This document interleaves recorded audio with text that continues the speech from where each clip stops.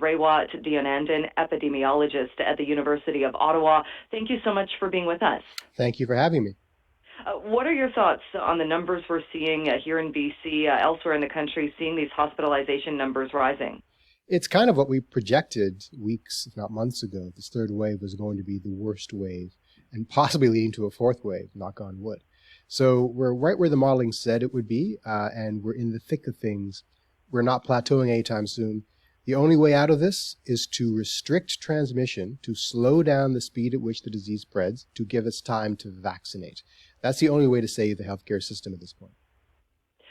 So what do you think should be done differently? As far as I guess we've been trying to do that so far, but we're seeing these numbers still rising. What else could be done, do you think, to slow that down while we get people vaccinated? Well, I think it's time for a national strategy. The provincial approach does have its merits, but around the country we're seeing a hodgepodge approach. We have a different set of restrictions in different parts of the country. We need deeper restrictions. We need probably a domestic travel restriction as well. Not overall. I mean, obviously, essential goods have to flow, and some people need to cross the borders for a variety of reasons. But there's no need for recreational travel right now to prevent that spread of P1 to the rest of the country. But in terms of how do you prevent spread inside a given province, I think stay-at-home orders are a given. I think it's time to close schools, to be honest. And that's controversial, and we can talk more about that if you want. But at this point, all the stops must be pulled, and everything we can to slow transmission must be applied. I do want to talk more about schools because that was something that was discussed yesterday, and certainly the health officer here in BC was asked about that. Dr. Henry said that transmission isn't happening at a great level in schools. Yes, there have been exposures, but that's not where we're seeing transmission rates. Yeah, so the question has to be asked, are schools pandemic accelerators, yes or no? The question isn't, are schools safe? To a large extent they are, depending on how you define safe. I mean, the number of outbreaks they're not zero, but they're small enough that you can probably tolerate it. But do they contribute to overall spread of the pandemic? It seems that they do. The problem is most of the country is not set up to really answer the question well. For example, we can't tell if an asymptomatic child is the index case of a home outbreak, because you don't detect the child until you detect a symptomatic adult and probably misidentify the child as having been infected by the adult. So our system is not set up to detect it. So we use indirect methods instead. Things like looking at incidence rates compared to the general population of the same age. My colleague Diego Bassani does that in Toronto and found that, indeed, the school population has a much higher incidence rate, suggesting that schools do push transmission into the community.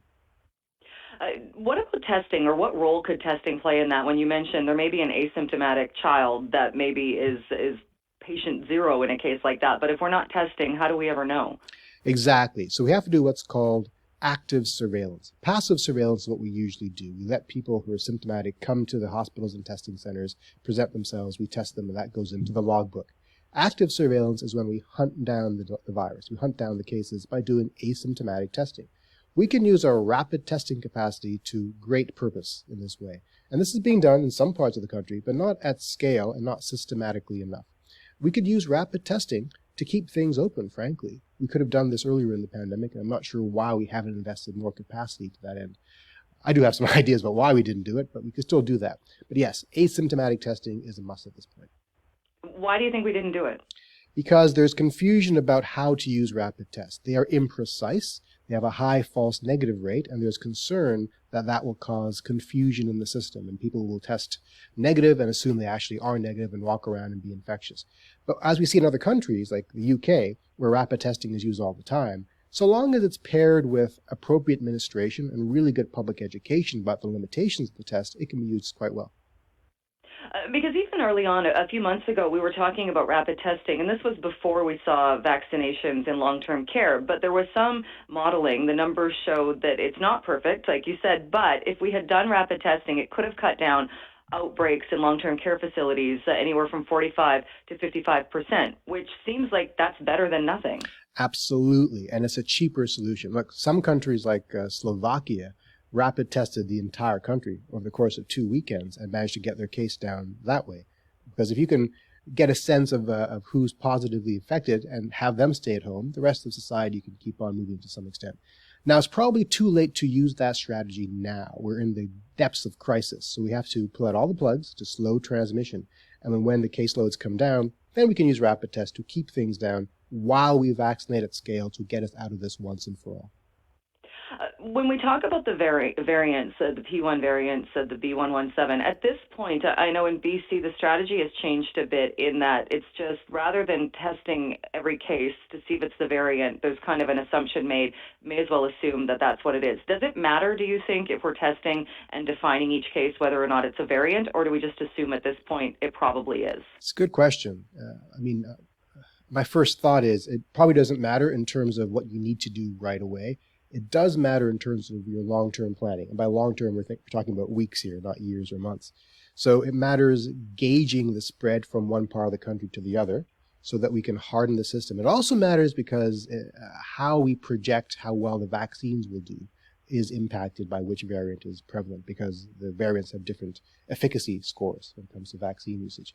And that's probably why we need booster shots. So as the booster shots get on a roll, we need to know which ones are prevalent to know how to create these multivalent vaccines.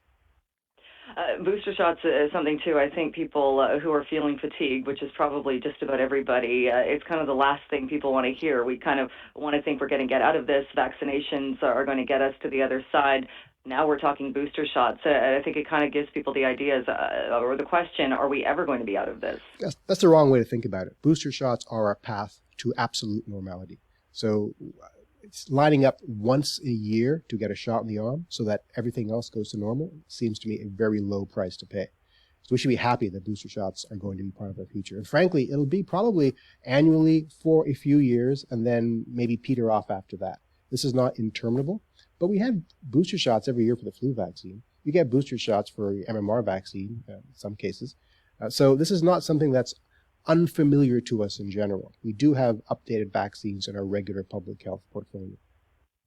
What are your thoughts with what we're seeing right now as well, the younger demographic making up more of the cases of hospitalization? It is definitely concerning, and it's due to two factors. One is the elderly have been vaccinated, so naturally they won't be represented in the numbers.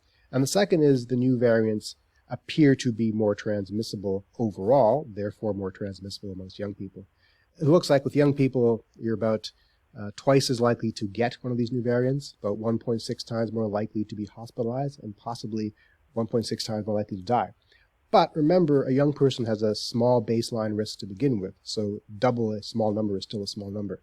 Even so, this is a wake-up call that the young are not impenetrable. They will be affected by this. And more concerning is the long-term impacts on their health lasting many, many years, because we don't understand how long COVID works. So my message to young people is, do not think that you are immune from this disease or its long-term impacts. The ICUs are filled with young people now. Therefore, we must be extra cautious.